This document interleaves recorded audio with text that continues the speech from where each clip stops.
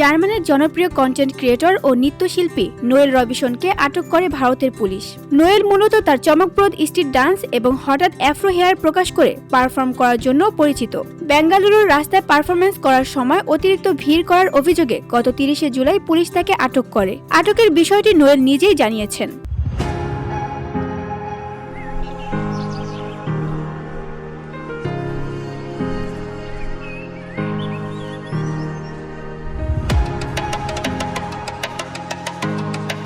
গত 9 জুলাই থেকে ভারতে অবস্থান করছেন নোয়েল। এ সময় দেশে বিভিন্ন রাজ্য ঘুরে কন্টেন্ট তৈরি করেছেন। কখনো দেখা গেছে ভারতীয় সীমান্তরক্ষীদের সঙ্গে, আবার কখনো পুলিশের সঙ্গে রাস্তার মাঝেই নাচ শুরু করেছেন। এমনকি ভারতের জনপ্রিয় সঙ্গীত শিল্পী গুরু রান্ধাওয়ানের সঙ্গেও কন্টেন্ট বানিয়েছেন। তবে এবারই প্রথম তাকে পুলিশের হাতে আটক হতে হয়েছে, যদিও আটকের 15 মিনিট পর তাকে ছেড়ে দেওয়া হয়।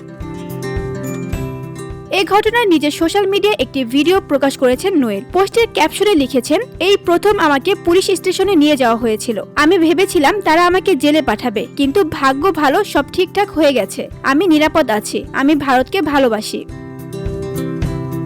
নোয়েলের পোস্টের পর নোয়েলের ভক্তরা দুঃখ প্রকাশ করেন, যা চোখ এড়ায়নি জার্মান কন্টেন্ট ক্রিয়েটরের। ভক্তদের দুঃখ প্রকাশ দেখে এই পোস্টের মন্তব্যের ঘরে নোয়েল লিখেছেন, দুঃখিত হওয়ার কিছু নেই বন্ধুরা, এমন ঘটনা যে কোনো দেশেই ঘটতে পারে। এটা ভারতের ব্যাপার না। এরকম একটা ছোট অভিজ্ঞতা আমার ভারতের প্রতি ভালোবাসা কেড়ে নিতে পারে না।